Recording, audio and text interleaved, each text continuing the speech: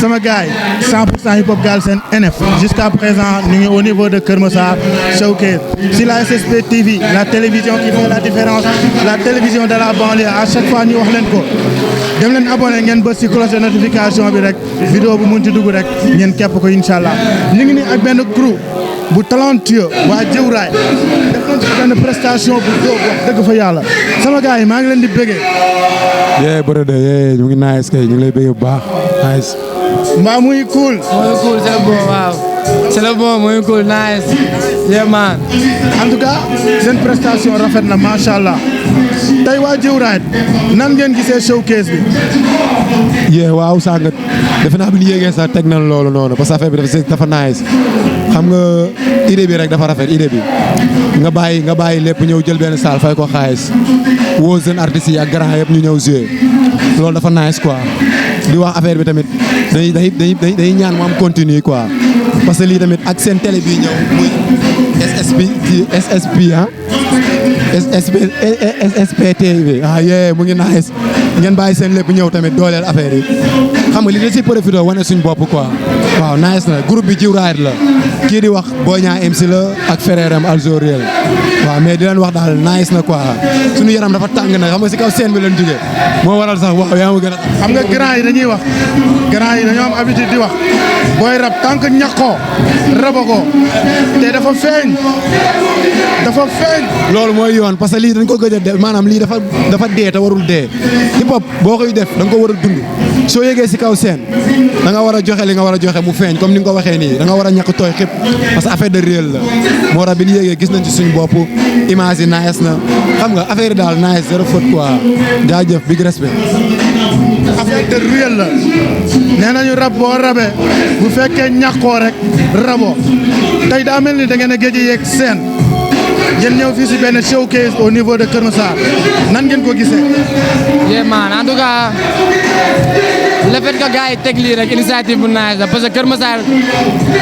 nekkatul dëkk boo xamante ni nii dëkk mu ndaw la parce que Kër Massar léegi département la dem nañ ba léegi popularité bi dafa yokku te ay jeunesse bi bari na ñi nga xamante ni nii dañoo bëgg hip hop dañ koy game comme genre yu mel nii bu ñu gisee gars yi di ko teg ñun dañ koy rafetlu quoi soo yi dafay raaroon waaw di remercier gars yi ko teg affaire de réel la yëpp affaire de réel la ñun suñu yéegee si kaw seen même buñ tàngul dañuy jéem a def le tout ba tàng parce que ñun loolu lañ xam waaw satisfaire public bi satisfaire ñuy seetaan satisfaire ñëpp waaw ñun loolu la ñuy game quoi vraiment. tey ku seetaan waa Diouray man dama leen xool ma kontaan parce que dama ne ay bête de scène ngeen am lu mel ni au niveau de Kër Massar boo amoon message bi nga xamante ni moom ngay lancé acteurs culturels yi ban message lay doon. acteurs culturels yi message bi ma leen lancé mooy ñu gën a se représenter quoi parce que Kër Massar bëri na ay acteurs yi mbuboo acteurs yi mais ba tey dafa des amul ay représentants parce que ñun dañuy génn di leen fu ne di représenter mais acteurs culturels dafa des tey genre ATP sa genre yi ñeneen ak ñeneen buñ ci amoon le maximum wala le minimum parce que collectif bi loolu day nice quoi waaw ñu wax acteur culturel ñu gën a def ñu gën buñ bàyyi mu seede parce que ñun ñoom lañ fi nekkal quoi parce que initiative yi yomb initiative yu métti yi yombul waaw parce que mën nga louer ay siège louer salle mais nit ñi kenn mënu leen louer mais waaw da daan wax gars yi nice na affaire yi nice na ñi ko teg acteur principal yi ñoom ñëpp gars yi cat ba cat affaire bi cool na waaw di leen gën a encouragé ñu gën a teewal bagage ñu koy gën a teg parce que ñun Kër Massar lañ dëkk Kër Massar lañ am yu mel nii lañ bëgg quoi yéemaan loolu moo nekkoon message bi genre yi la ñu bëgg tey Diouray bëgg nañoo xam lan mooy seen projet à ce moment. waaw à ce moment moom defagul nañ ay quelques secondes quoi parce que Diouray groupe la mais structure la man ak moom la mais am na ñeneen ñu nekk si biir donte ma ak moom ñooy vedette yi quoi mais am na projet boo xam ne projet Diouray la album la buy ñëw moo ngi si yoon bi mais dafa am projet yoo xam ne Alzo Réel Boy kese la carrière solo am projet yoo xam ne Boy Niang kese la xam nga li ma la wax mais pour l'instant freestyle Alzo moo ngi daw si net bi génn na benn affaire bu tudd dagg bu ndaw man nag samay sound ak sama yenn vidéo yi nga xam ne moom laa def carrière solo lu war a ñëw pour l'instant bagage aale bi laay bàyyi mu daw ba si kanam Alzo parce que benn freestyle la génn pour lancer moom projet bi war a ñëw man tamit bu paree ma soog a génn sama vidéo bi génn sama quelques singles après projet Diouray bi nag soog a ñëw album bi. boo doon joxe message ban message lay doon. surtout Kër Massar bi ñu nekkee grand laaj nga mu la am solo quoi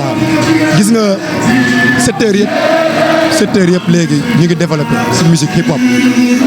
mais bàyyi Kër Massar secteur yi amul benn secteur bu ko ëpp macha allah sàng taxaw nga gis nga ñu fi yéeg ñëpp mën a rap mais xam nga la mooy suñu problème suñu culture bi il faut ñu dooleel ñu boo déggee dooleel ñu mooy secteur boo dem yaa xam gouvernement bi wala maire bi fa nekk il faut mu teg si loxo bàyyi fii suñu culture dafa loolu kese moo ñu manqué Kër Massar te barki Serigne Touba ñun ñi yéeg fii nii rap ñoo gën a niil si ñu rap am na ñu ëpp talent nekk si temps bi barki Serigne Touba mais kon nañ bàyyi xel culture Kër Massar surtout secteur hip hop bi maanaam état bi da see war a teg loxo dañoo war a am caisse spéciale parce que secteur boo dem am nañ caisse te xam nga si dara kon fii war na am caisse boo xam ne dañ dooleel gars ba pare rappeurs tamit ñu job dañ bàyyi wax bi kase parce que wax kase fayul ñu liggéey mais daal li su message may sànni mooy nañ liggéey parce que mënu ma woo tamit gars yi ba pare ñu liggéeyuñu na ma wan bi mooy rappeurs yi fi ne nañ liggéey te wàññi wax waaw loolu message bu am solo la képp kuy rappeur na nga liggéey te wàññi wax liggéey mooy fay. kuy artiste au niveau de Kër Massar na nga liggéey loolu moo nekkoon le message Alzo lan mooy projet yi en ce moment lan la ñu war a mën a xaar si Alzo. waaw carrément Alzo moo ngi waaj projet solo waaw parce que freestyle boobu ma njëkk a joué mooy sama premier freestyle comme carrière solo